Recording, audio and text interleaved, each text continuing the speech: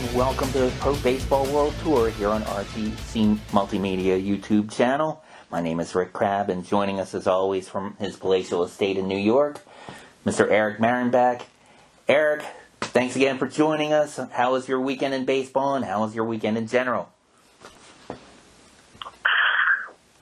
can't believe that we've come up with the final week of the, how should I call this, the regular season sprint. I was going to try and think of a name for it, but it's the whole year's just been uncanny in MLB, the way that the whole situation has unfolded. Definitely, especially... We've come across the last week of the regular season, and still some spots are left to be determined for the bottom wild card spots, especially in the NL. Oh yeah, no doubt about that. Yeah, we'll definitely get to those. Cool.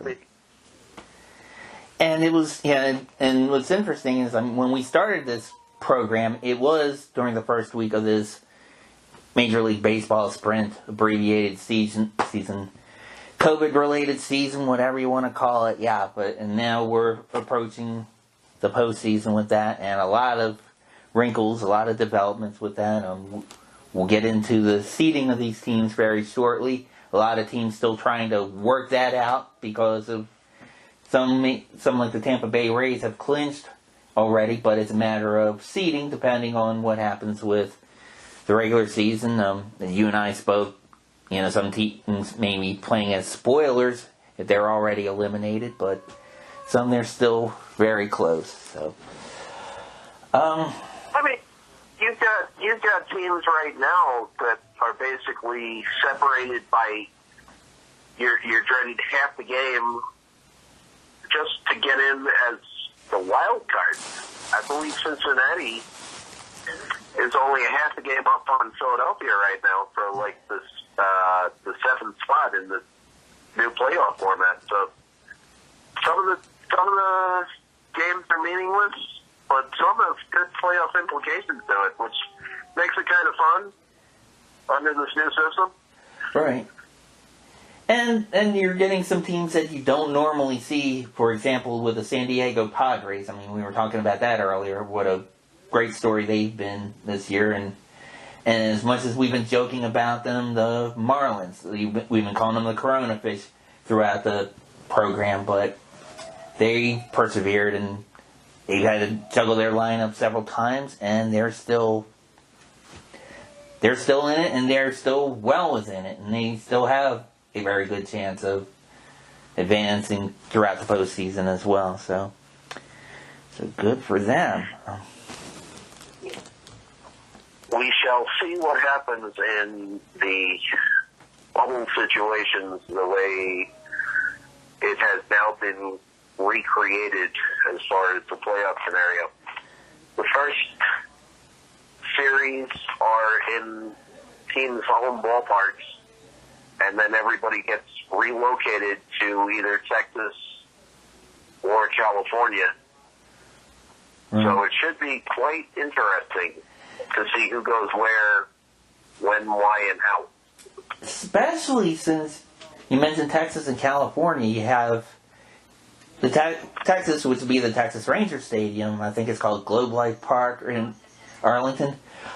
They will be hosting the National League teams, whereas Dodger Stadium will be hosting the American League teams, which, I mean, this year it doesn't make a difference as far as the DH rules because every team is using it, but I don't know, that's kind of weird that they're doing it that way. I mean, but I guess whatever works. I guess it's because of logistics. Maybe, I don't know, maybe some of the National League cities have better flights to, if they go to Texas. I don't know how that works. I don't know how they came up with that theory.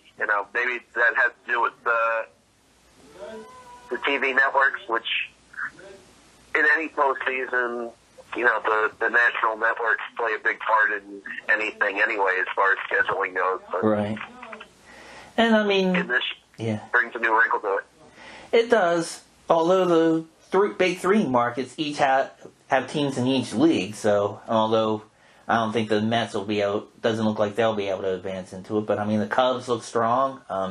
The Dodgers, from what I saw, I think they're the top seed in the National League, and I think the Angels, I think, are still in the hunt as well. So that probably very much has a part to play in it. Of course, it's like ESPN. If they had their druthers, I think they would have the Yankees, the Red Sox, Cubs, and the Cardinals every week and playing each other. But it seems like, but those are four marquee teams. They do have national followings, so you can't blame ESPN for that, I guess. So, but not yet. Not yet. I mean, we blame them for other things, especially when it comes to the KBO. But for that, I mean, they held strong. Okay, well, with that in mind, let's go to the standings of Major League Baseball, and they have updated as far as the playoff seedings. Now, from what I see, it looks like I see the top 5 teams have like checks and they have question marks. I'm guessing that's determining the seeding after the regular season series. But we'll start off in the American League. We have the Tampa Bay Rays at the top seed at 35-19. Chicago White Sox at 34-19. The Oakland Athletics at 33-20. The Minnesota Twins at 33-22. The New York Yankees at 31-22. Cleveland Indians at 29-24.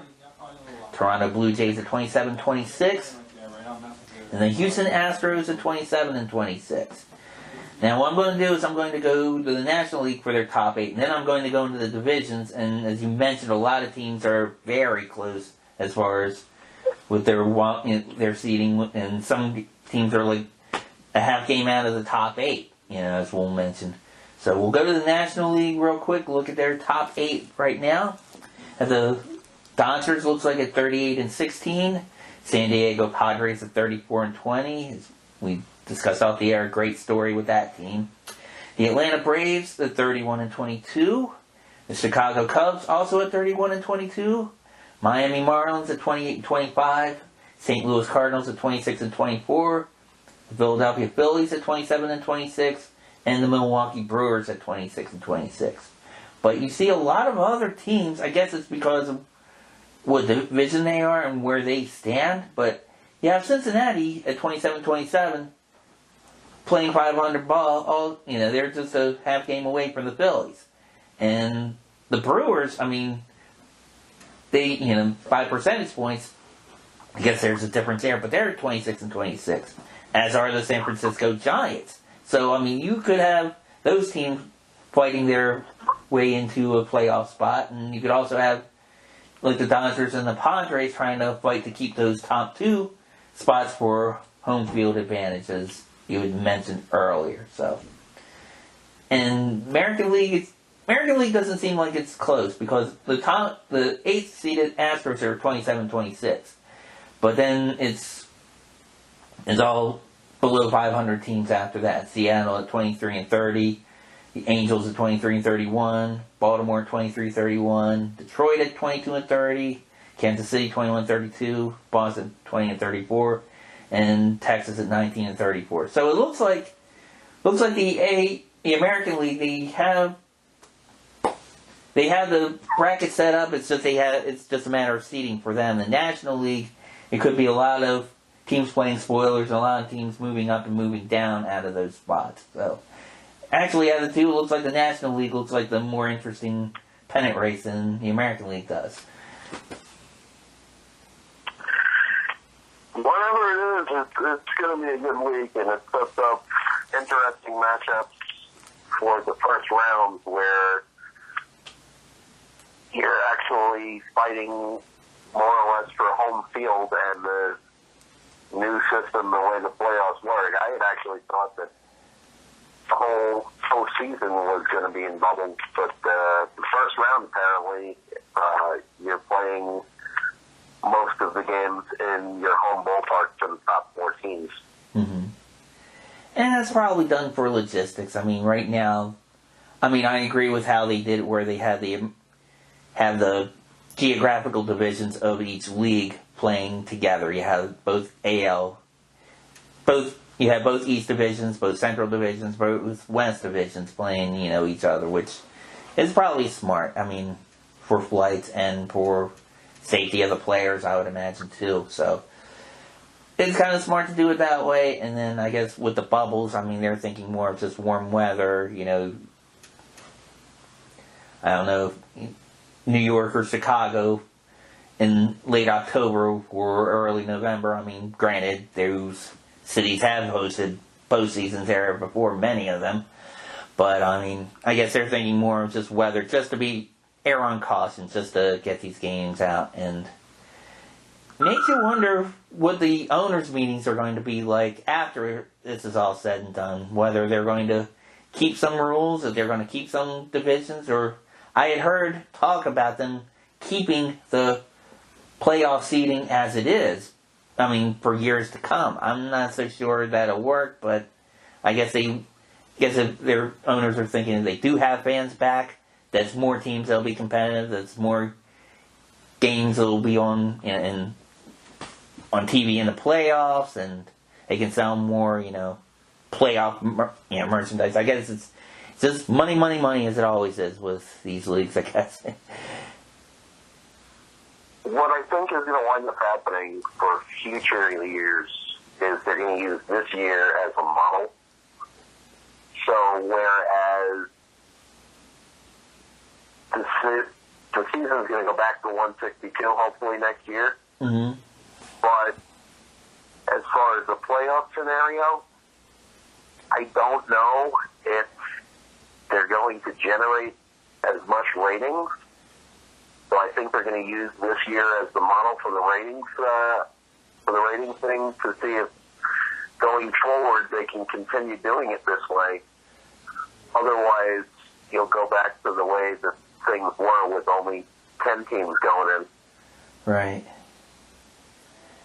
And as it seems like always with postseasons of all the leagues, of all the sports leagues, I mean, you can tell there are some teams that networks won't admit it, but they're rooting for just to keep the markets. I mean, I'm sure they would rather see the Yankees go in than say, well, I mean, Houston has a following because they've been in the postseason, but I mean, rather than say like Cleveland or Minnesota advancing all the way, those aren't those markets don't stack up to New York. Or same with the National League. I'm sure they would rather see the Dodgers or the Cubs get in rather than the Milwaukee Brewers. But, I don't know.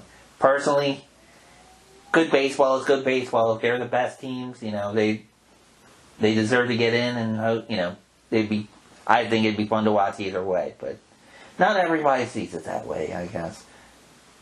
I hate going by ratings. I really do. Right. I mean, especially here in New York where you've got some of your afternoon drive home broadcasters that are on rating for regular season, postseason, what have you. Mm-hmm. I take all that with a grain of salt because bottom line, like you said, the sport is the sport. You're going to watch it whether it's New York or whether it's a team like Milwaukee, or at least I am. The Right. purists will watch it no matter what. True.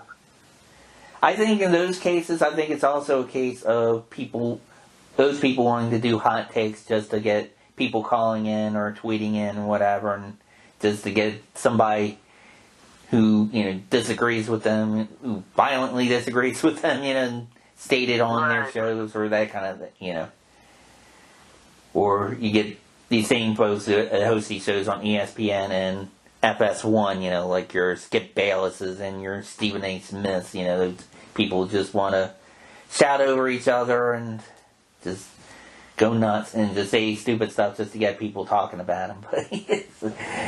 But Controversy, so.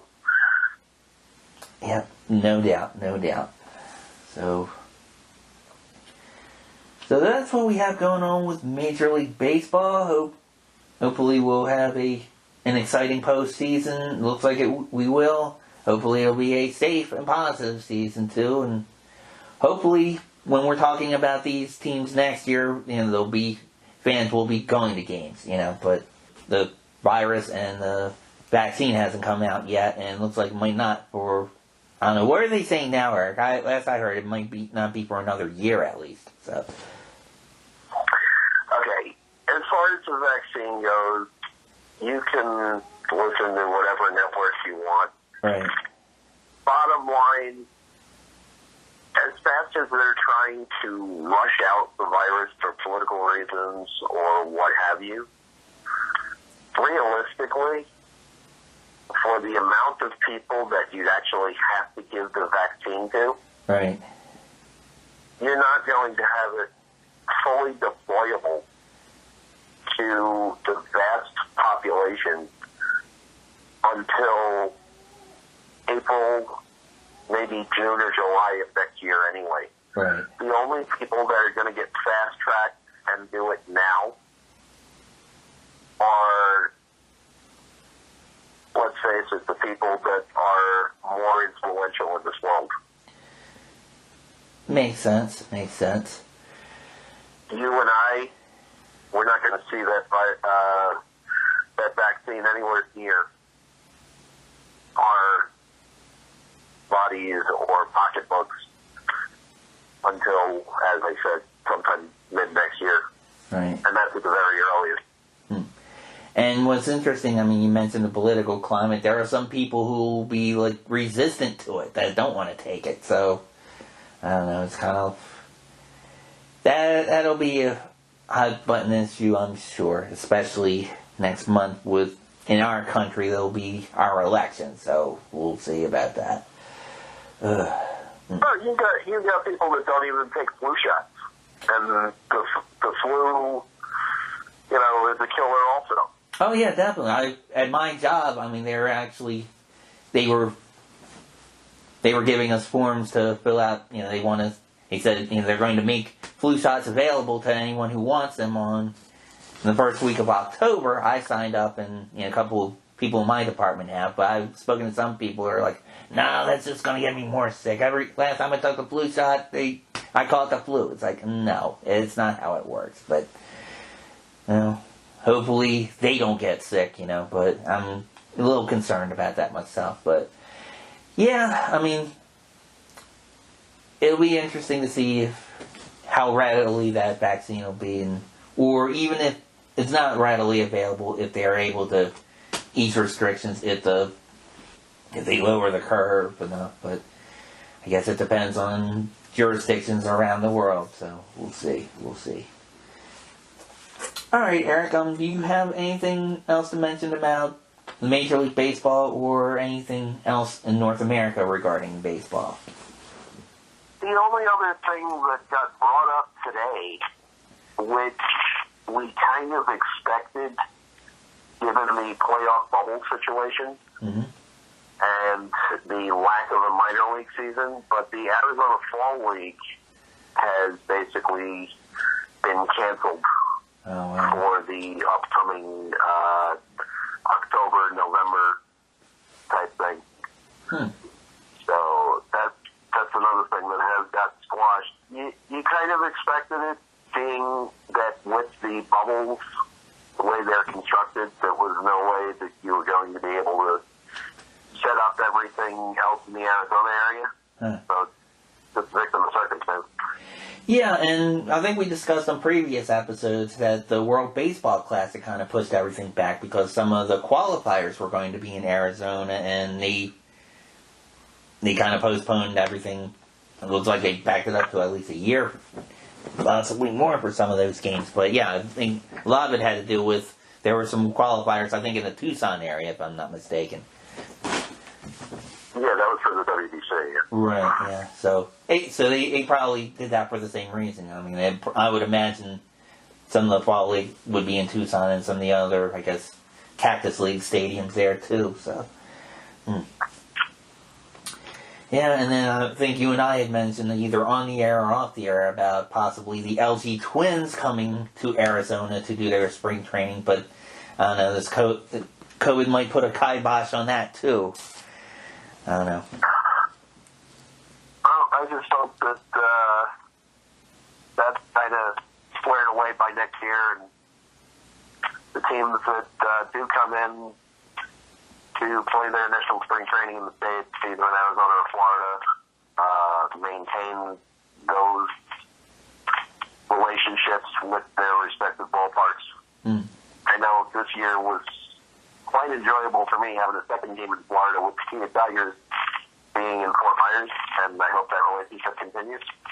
That would be fun. I would like to see that. I mean, spring training anyway, for some reason, has always been on my bucket list. It's one of those things where it's kind of like, I have a feeling if I go to it, I'll be like, okay, yeah, this is cool, but, I've gone to it. But, I don't know, I've always wanted to go to it. I mean, especially, it seems like a lot of stadiums they've really revamped their stadium experience there. I mean, they've improved a lot of the stadiums, and I don't know, because I remember the Orioles at one time playing in Fort Lauderdale. They said they had problems with that facility, and then when they moved to Sarasota, they kind of redid the Sarasota stadium when it used to be with the Reds, and they made it look like a miniature Camden Yards. And it's like a lot of stadiums, I think, have done that with their main affiliates. I think even the Red Sox affiliate down there, they even built a green monster there too. So I mean,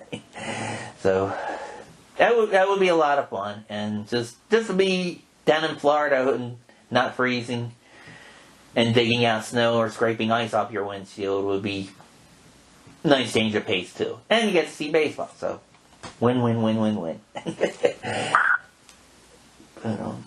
Okay. Alright folks, we're going to take a quick break, and when we come back we're going to take our world tour over to South Korea for the KBO. You're listening to Pro Baseball World Tour here on RGC Multimedia. We'll be right back.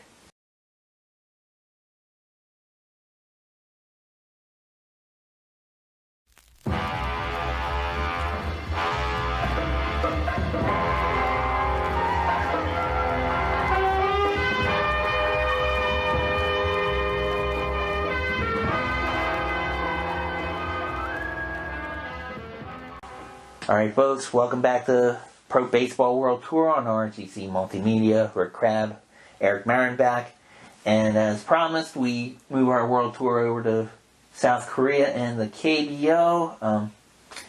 Eric, as we've mentioned in the last 3 episodes, the pennant race is still looking tight. I mean, it's tighter and tighter. And in fact, I mean, we've heard Daniel Kim and other analysts say, I mean, this is the tightest it's been in years. So still, yeah, despite that, it looks like the standings haven't changed all that much. I mean, it's still, our friends the Dinos are still hanging tough and holding on to that top spot, but Kiwoom and LG, and now it looks like the Wiz are still, well, the Wiz have been hot and still been fighting for it, but it looks like their order of operations have switched a little bit with that.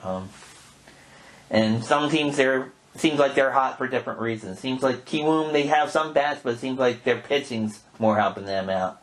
The Wiz, I mean, they still have Rojas and a few bats there. The Twins have been hitting the cover off of the ball. And then Doosan, they had I guess what the soccer fans call a derby, where you basically had the 2 teams that share that stadium fight each other. And that kind of changed the standings a little bit. It looks like it may even help the Wiz in some cases with that as well. I don't know. Probably the same take as the last few weeks, Eric, but I don't know. What's your take on KBO as far as everything going on now?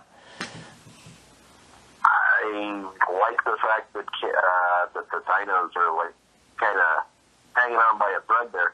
Mm-hmm. He was trying to take over that top spot, but the Dinos find some way to manage themselves. I just wish that the bottom 3, meaning Samsung, Hanwha, and the Wyverns. I forget the other one. Yeah, the SK Wyverns. Yeah, they're your bottom dwellers now. But well, your bottom 3 are going to play a big part in spoiling the roles of 2 through 5. Because I just have a feeling that NC is going to hang on to that top spot by hook or by crook. Right. So the 2 through 5, it's going to be quite interesting to see who winds up playing. Mm-hmm. And yeah, and it's still a tight race, not only with the top five. I'll go through the standings right now, but our friends the Dinos look like they're at 65, 42, and 3. The Kiwoom Heroes are at 67, 49, and 1. The KT Wiz at 63, 47, and 1. The LG Twins at 62, 48, and 3. The Doosan Bears at 59, 49, and 4. And just looking outside, our friends the Kia Tigers are at 59 and 50. So they're only like a half game away from Doosan, it looks like. Lotte Giants are still at 56, 53, and 1. And then we have our three bottom dwellers, our Samsung Lions at 50, 60, and 2. The SK Wyverns at 38, 75, and 1. And Hanwha Eagles at 32, 78, and 2. But still your top 7 are still fighting things out. And like you said, playing the bottom dwellers or playing each other. I mean, it's still a very tight race. And while I had heard some statistics recently on ESPN where they were talking about, the teams who won the top spot usually do go on to win the series itself. I think the circumstances are different because it is a shortened season, and I don't think the races have been tight. I would imagine the races in previous seasons in the KBO had somewhat, I guess, been decided a little more. I don't know. What's your take on that, per se?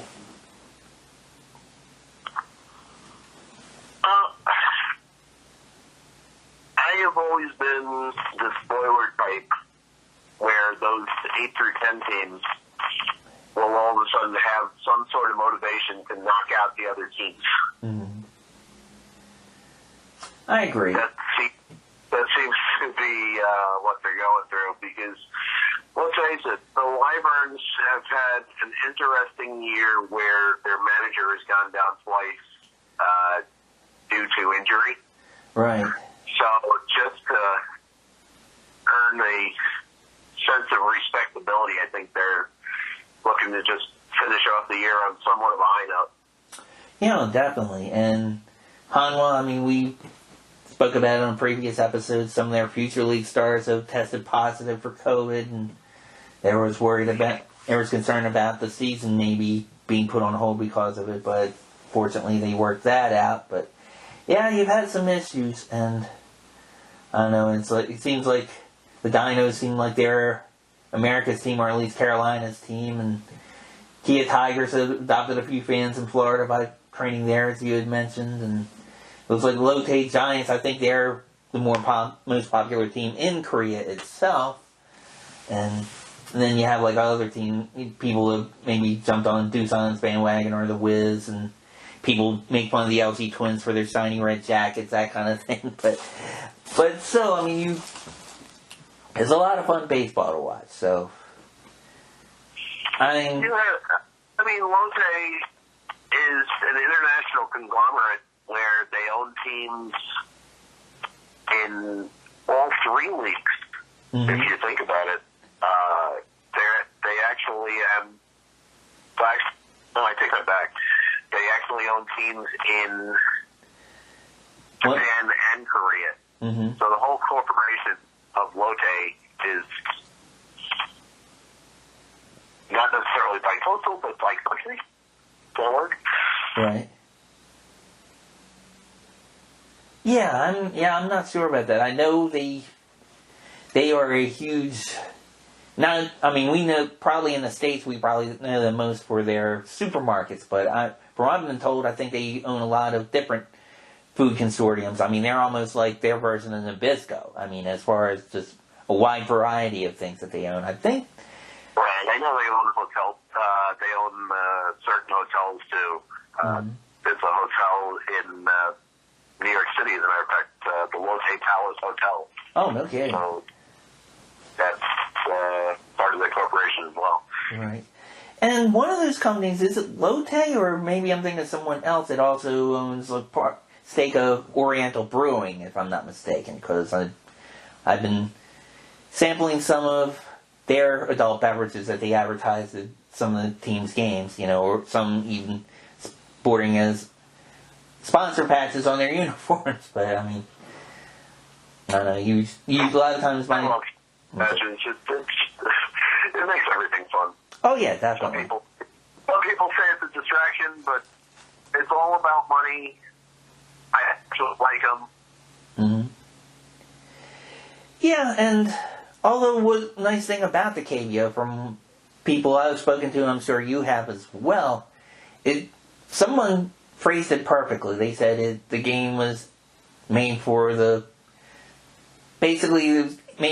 street folk in mind, basically for like the blue collar people of Korea. So they make it affordable to go to games because it's like they were like saying how much the tickets were and how much the beer and other concessions were, and pre-COVID times where they would allow you to bring in food, and sometimes you could bring in your beverage, but you couldn't drink it out of your bottle or can. You had to drink it in a cup, or you could buy said beverages outside from someone with a beer jetpack pouring it into your cup. So sounds like a lot of fun. Sounds very economical too. We'll see what happens after COVID, with them as far as game experience. I imagine it'll still be a good time no matter what.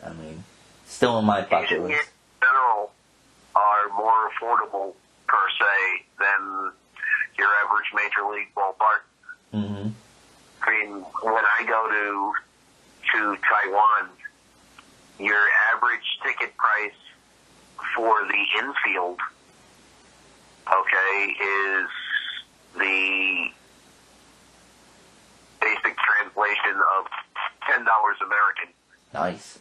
And for World Series and playoffs, where you could spend probably hundreds of dollars on a field level seat, the last playoff game which I went to in 2015 for the Taiwan series, I did pay overprice, but when you consider what the currency valuation was, I paid the equivalent of $47 American for a field level seat, like 12 rows behind home plate.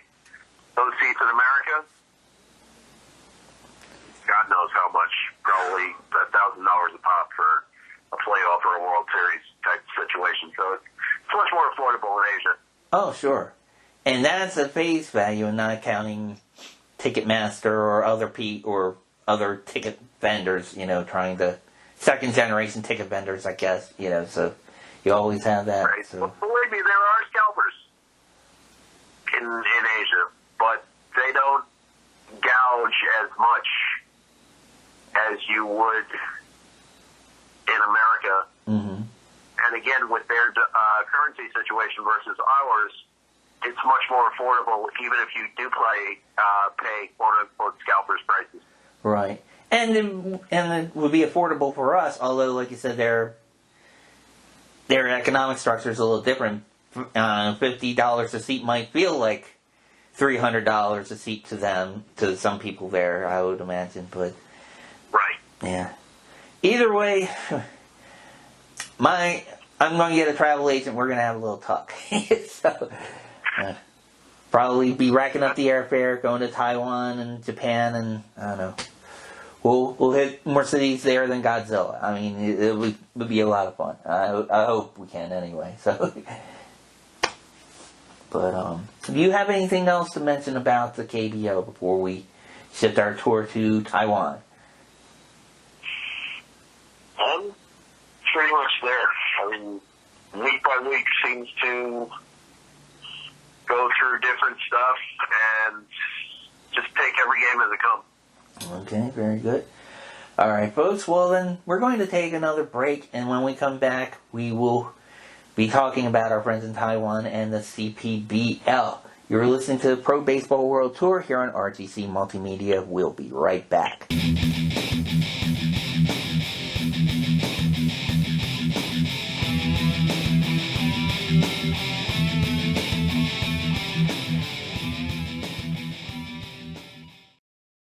Alright folks, welcome back to Pro Baseball World Tour. Rick Crabb, Eric Marin back, and as promised, we shift our world tour over to our friends in Taiwan. Eric, would what do you have going on in the CPBL this week? Weird. Just when you think you've never seen something before, something just comes up that like blows your mind. And for that league, that's saying something. So what happened? Helmets. Thank God for a helmet this year. I actually saw a pitch earlier in the week where one of the Lions guys, an American, as a matter of fact, that former Red Sox pick that I told you about, Teddy Stankiewicz, pretty much nailed Taiwan version of the Roadrunner, Tenwei Chen, right in the back of the head. Oh! And I don't know the conversion of the miles per hour versus kilometers. Right. But it said on the gun it was like 146 kilometers. So jeez. I think it was pretty quick. Right. So the ironic part about it was, okay, they carried him off on a stretcher, braced him and all that. You want to know that 2 days later, he was back on the field again playing? Good. That is one resilient kid. They're tough over there. Now, I've seen some cases where in the KBO where like players were very humble and they're apologetic. They're like saying, I remember there was one player, he was hitting the head. I think he played for Doosan, and he tweeted basically the effect of, I want to apologize to our fans, to my manager, to my team's owner, for missing time and not being able to play and help us win some ball games. Or, dude, you were hitting the noggin with a line drive. I mean, like 100-mile-per-hour fastball, and you're apologizing. I don't know. You had players like that in the CPBL as well. I would imagine they have kind of a similar work ethic or outlook. Oh, absolutely. Especially the way that pitch was thrown. There was no way that he was actually throwing at him. Teddy, if you looked at the replay, I mean, I saw it live. He was definitely distraught that the pitch got away from him. And then all the hysteria that was surrounding it. Right. The end of the game, the Lions actually came up victorious, and Teddy was named the MVP of the game. Not necessarily for hitting Chen Wei, but right. The broadcaster that was interviewing him, because it was over 11 sports, so they do, the actual broadcasters do their translation. So the one guy speaks English, and apparently they had taken Chen to get x-rayed, and he was actually in the dugout as the game was finishing. So that's how resilient the kid was, and Stankiewicz apparently didn't know how he was, and once the broadcaster told him that he was okay, he was very relieved by it. Oh, good. Yeah, because, I mean, I would imagine, too, I don't think CPBL, I could be wrong by this, Eric, but I have a feeling you don't have pitchers like you do here in America where you have like a Roger Clemens who'll purposely go headhunting as far as part of a strategy or just a, there was no way that he was throwing at him. As a matter of fact, Teddy knew that the pitch got away from him. You could see the expression on his face when the ball got away. And, right. Nobody there knew that he was throwing at him. No. Or thought that in any way, shape, or form. Okay. You had also on Sunday to cap off the week, Taiwan's version of Clayton Kershaw, Mike Laurie, came back off of his injury. Went his usual 7 innings, 11 strikeouts, no walks. Jeez. And an 8-4 victory over those same Lions. Gosh. This guy, I have followed his career ever since he was in Double A with the Pirates, and this is probably going a good, I don't know, 8 to 10 years ago. Mm. Once the Pirates released him, he floated around in Indy ball for a while, and then he started doing the Asia tour, where he was with the Monkeys for a while. Then he went over to Korea, played in the minors for the KT team that was just coming in. Okay.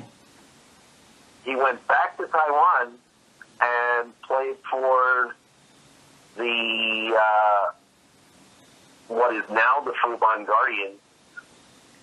But before that, he had played for the team that was before, and the name is actually skipping me, even though I have one of his jerseys. But right. I've known this guy since Winter Leagues in Mexico. I have one of his Winter League jerseys that he gave me. Through Indy ball with the Long Island Ducks.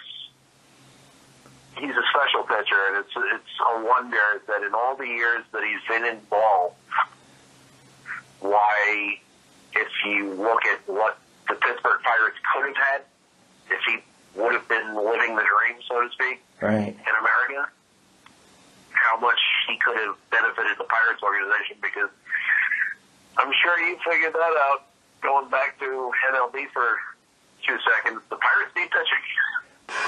They need a lot of things, and they have for some time. I think ever since really like the mid-90s, when you had like Barry Bonds and them playing. I mean, the Pirates have like just completely disappeared out of any type of pennant race. I mean, it's a lot of it. I think it's the frugality of their ownership too, which is a shame, because actually, Eric, I have cousins who live in the Pittsburgh area, and we go back and forth during football season. But baseball season, I wanted to go to PNC Park. It looks like a gorgeous stadium. I wanted to just go up there just to see a game. I'm not caring who the Pirates are playing then, but I don't know. It's beautiful. I mean, they close off the main street leading to the ballpark. There's a big bridge that you can walk across in order to get to the stadium. The bridge is where all the bootleg vendors hang out with the T-shirts and all that. Oh, okay. It's such a gorgeous way to go. And I was watching a football game on TV that was in Pittsburgh, and their stadium's right next to it. It looks like a lot of people can boat there. And it looks like there's like a nice marina there. I think I've even seen some games on TV that the Pirates have hosted where they almost have like a McCovey Cove kind of situation where they have like people in their boats waiting for home run balls and stuff. Right. I think it's right by the Alligator River, if I'm not mistaken. Yeah, I know it's one of them. I know, and it's close to where the confluence, I guess, where they all meet, all three of those rivers meet, but yeah, you're probably right. And I think my cousin actually posted some pictures on Facebook where they have like a, kind of like almost a little mini water park where they have like little sprinklers you can walk through, and they have like statues of Honus Warner and, I guess like Willie Starrs on a lot of their, the Hall of Fame Pirate players, I would imagine. But no, it looks like a really nice ballpark, and when we are allowed to go to games, I would go to one stadium just as far as just to see a different team in a different city, what it's like, and that Pittsburgh would probably be a place to go to see a game there for sure. So all right, folks. So if any of our listeners are from Pittsburgh, hook us up. If you know any sports bars or anything there, we'll be glad to pump up your Pirates and everything else going on, and maybe some Primanti sandwiches or something. Who knows? All right. Okay. Well, going on to our standings, and I know I went off track with the CPBL, and I apologize for that. Let's go to the standings of the CPBL. We have the Uni Lions at 21-18-1. Have the Fuban Guardians at 20-19-0. The China Trust Brother Elephants at 19-20-1. And the Rakuten Monkeys at 19-22-0 in the second stage of the CPBL. So there's always excitement in the CPBL, and as you said, it's always something different. So thank God that the kid that was hit with the line drive is okay. He seems to be okay. He's playing. I don't know. Seems like they're real men over there, Eric. So I mean, good for them. So they can play. And this year, especially with the pandemic such as it is, and travel restricted from basically any country that we try to go to. Right. This is the year that I would have loved to have gone because, in past years, unless things dramatically changed, it's always been the Elephants against the Monkeys in the playoffs. Right. This year, you've got a legitimate shot at the Elephants playing either the Lions or Guardians. Right. And got sort of connections and or kinships with players on both the Lions and Guardians. So, if Mike made it with the Guardians, and if I can't get there, you know how PO'd I'm going to be? Oh, God, yeah. Well, I mean, it's like what we were talking about with the KBO, how tight their pennant race is. My goodness, this is a scrum here. I mean, how close they are. Granted, it's only a 14 league, but still. I mean, I would imagine, especially a hardcore fan of that league as you are. I mean, even if you hadn't said it just now, I would have thinking, man, Eric must be like pissed about COVID, not being able to go there see this live, So. Yeah, this is the year that I probably would have gone there. You had the WBC being canceled. Fans are done in American sports. So this would have been a hell of a year for me to go to Taiwan. And who knows, by some miracle, in the next few weeks, something might open up.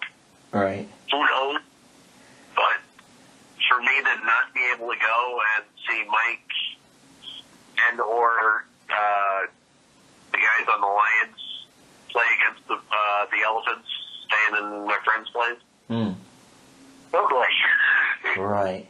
Yeah, and you have like other friends too, connections over there. So it's like I could totally see us doing recording a show at some establishment near one of these teams, and having some fun. So be a memorable episode. We'll probably get some really good interviews, I would imagine too. So, but yeah, that would be cool. Yeah, it would be awesome. Okay. All right, Eric. Well, do you have anything else to mention about our friends in Taiwan before we switch over to Japan, or? No.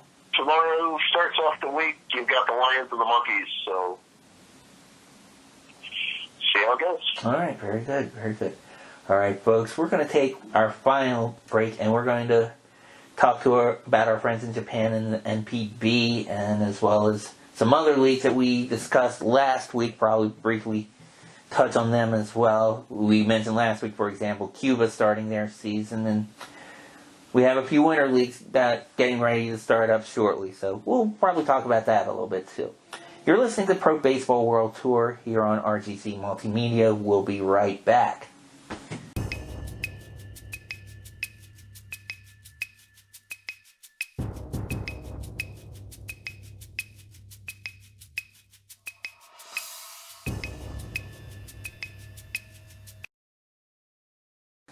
Alright, folks, welcome back to Pro Baseball World Tour here on RGC Multimedia. Ray Crab, Eric Marin back, and as promised, we are moving our tour over to our friends in Japan in the NPB. Alright, so as far as that league goes, Eric, what are some rumblings you may have heard of? Usually, we've always commented our friends in Japan are quiet. They just have strictly baseball news, which is a good thing, but also sometimes, like I said, I feel like I do a disservice to them, mainly because we don't have any other controversial topics about them to discuss. The only thing that seems to be happening over there. They're allowing more fans to attend their games, which is always a good thing. Oh, good. They lifted, not totally the restrictions, but I believe before last week it was 5,000 a game. Mm-hmm. I don't remember what they rose it to, but I do know a couple of friends that went to the Yokohama Bay Stars games over the weekend, and they had a ball. Yokohama is actually doing like a players' weekend kind of thing where they had a whole bunch of freebies being given out. Oh, nice. Nice. Well, good for them. Yeah, I think we had discussed that they were talking about raising their percentages or whatever in that league, so it's good for them. We, especially since, especially watch games on TV, we see in all the sports, and we've seen probably the first in the KBO as far as like with the cardboard cutouts and all that kind of thing, but it really does make a difference if fans can come, and I'm glad to see that they are able to do that in Japan, so good for them. Awesome. Alright, well, let's go to the standings to the NPB while we're at it. We'll start in the Central Division with the Yomiuri Giants at 49-25-4. Followed by the Hanshin Tigers at 39-36-4. The Yokohama Bay Stars, as you just mentioned, they're at 38-38-5. The Junichi Dragons are at 36-40-5. The Hiroshima Carp at 30-40-8. The Yakut Swallows at 30-43-6. Moving on to the Pacific Division, we have the Fukuoka SoftBank Hawks at 46-31-3. The Chiba Lotte Marines at 45-33-2. The Rakuten Golden Eagles at 39-38-3. The Nippon Ham Fighters at 37-40-3. The Saibu Lions at 36-40-1. And the Oryx Buffaloes 27-48-4. And those are our standings in the NPB. And hopefully more and more fans will be able to see them in person. Good seats are still available, hopefully. So, there you go. Alright. Okay, Eric. Now last week we had discussed briefly about the Cuban League beginning their season and me personally slaughtering their names when I was going over their standings last week. I caught like a little bit of it on YouTube over the weekend. Have you had a chance to catch any Cuban games or yourself? Unfortunately, they're the time of the day where it's kind of convenient. Their games are normally played at 2 o'clock in the afternoon Eastern time. Mm-hmm. So, and only one game is televised, per se, through the Tele Rebelde network. It's on several different YouTube channels, but the feed is basically the same from Tele Rebelde. Okay. I believe that there is another game that some other network puts on as an alternate that those very same YouTube channels will do a delayed broadcast later on to show something else. But for the most part, you get one game a day on television. And, okay, we had talked about how in the past some Cubans were highly respected as far as going into tournaments such as the WBC and also defecting and coming into the major leagues. Uh-huh. That's not happening as much anymore as it did. Cuban leagues are losing some luster because of defections having to come back into play, government situation such as it is. Right. So whatever players are being counted per se, you're getting mostly the hitters, and those hitters per se, you don't have to defect if you're going to Japan to play in the NPB. Right. For whatever reason. Mm-hmm. So they're more likely to go to Japan rather than try and get into MLB. Right. The last Cuban player to get into MLB actually has been Luis Robert of the White Sox, who we've mentioned before. There are some guys playing in Japan now, but for the most part, they're all staying in Cuba. Mm-hmm. With COVID, there's no fans as of now, although that could change. Right. And teams are punched up since we only began the season since last week. So 16 teams, the top 8 make the stages of the playoffs, and it just rolls on. And I would imagine with COVID as well, I mean, the United States, we've had a lot of players from the Dominican Republic, and usually their team usually does pretty well in the WBC. I would imagine because of COVID, even countries that we're allied with, we can't even cross over to Canada. Neither can the Blue Jays, for that matter.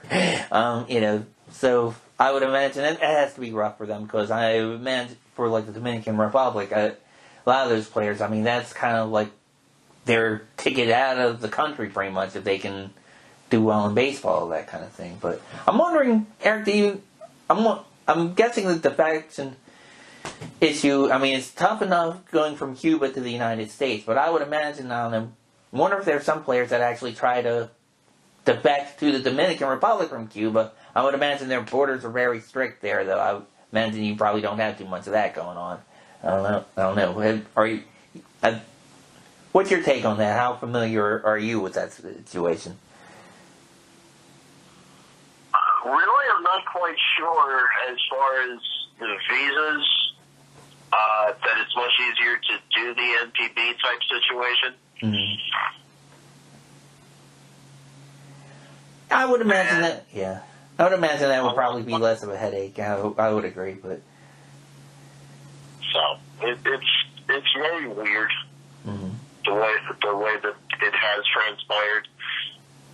Cuba baseball has gone on for, believe it or not, 60 years, and at one time it was very, very prominent as far as some of the guys that were getting in, like the Gurriel family was very famous over in Cuba. Right. El Duque Hernandez was very, very popular in Cuba, as well as his brother, Liban. Right.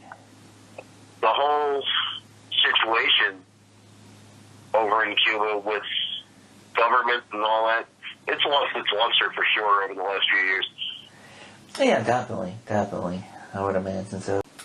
Alright, well, folks, we will be covering these new winter leagues coming up. I know in past episodes we've discussed Mexico and Australia opening their seasons in the months to come, and definitely be talking about that, be talking about some hot stove with the leagues that we've been talking about now, in Japan and the United States and Korea and our friends in Taiwan, I'm sure. So that's one nice thing about this. We're learning that there's baseball all over the world and year round, so we'll have something to talk about all week.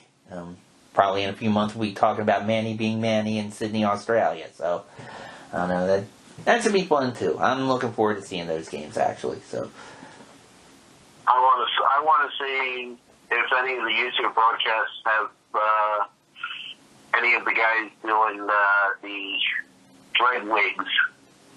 Oh yeah. With the Rhinos. I would imagine so. Sydney's a large city. I could see them joining on to something. Some fan. It'll probably be some hardcore fans. So you may have like a section in left field or something for for that. That would be fun to see. So.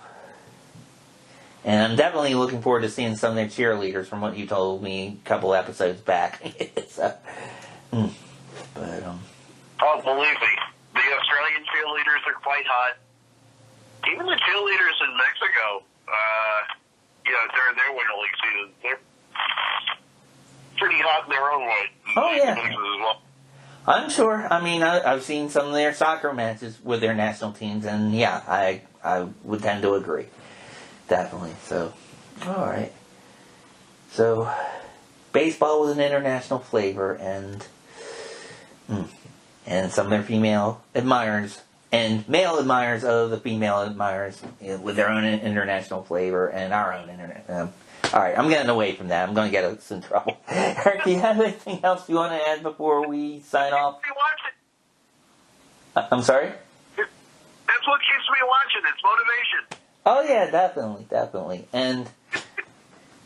And speaking of motivation, we want to thank you folks for listening to us and being motivated to listen to us. And to keep that motivation going, we're going to turn to our friends in the NC Dino cheerleaders and take us out to Baby Shark. You're listening to Pro Baseball World Tour on RGC Multimedia. Thank you very much. We'll talk to you next week.